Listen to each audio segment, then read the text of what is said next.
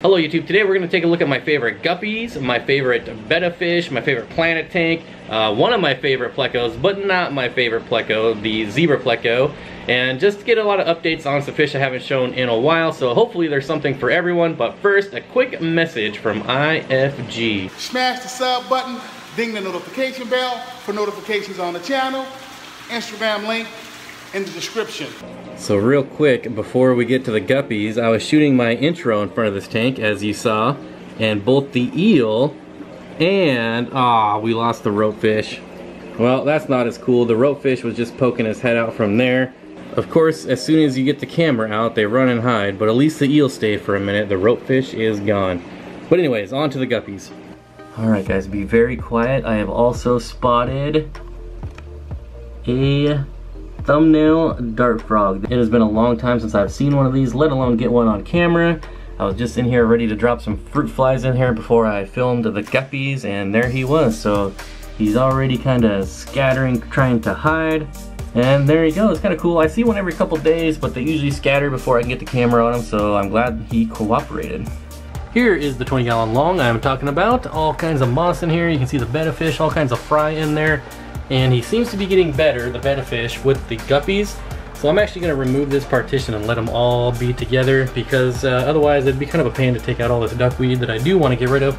And I definitely have to trim all this moss back a little bit. I'll keep a lot of it in there, but I do want to remove a decent sized chunk of it, so that's what I'm going to do right now. I do have two lights on there, otherwise it would be almost impossible to see anything that's going on in here. So I'm going to work on getting this out. Actually, I'm just going to pull it out real quick. No need to film me pulling this out.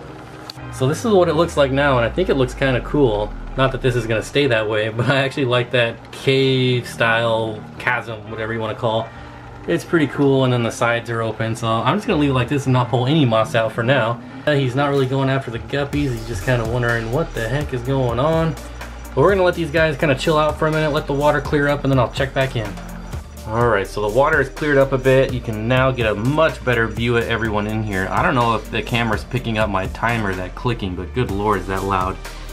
He has been able to pick off some of the fry that made it through the divider, but that's actually a good thing for now, because I don't want this population to explode just yet.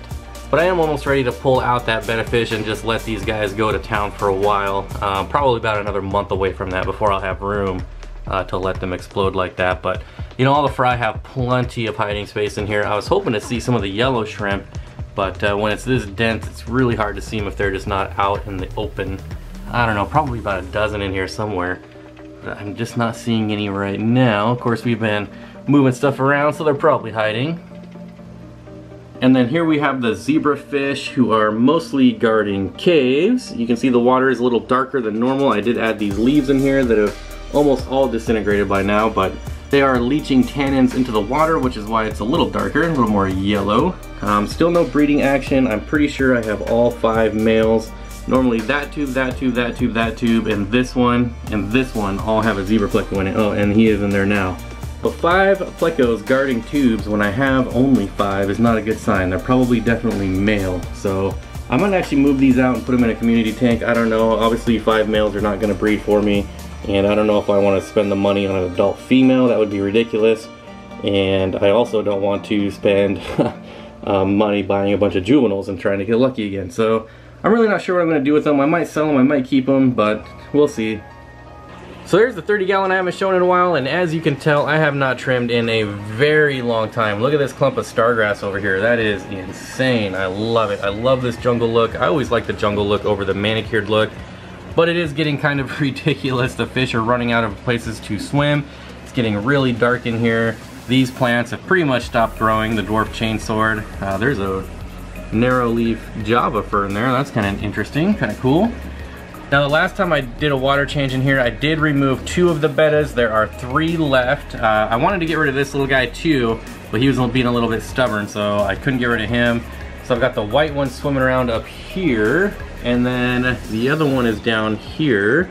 Usually he hangs out back there, but I don't see him. Oh, you can kind of see him back there, but there's a ton of glare.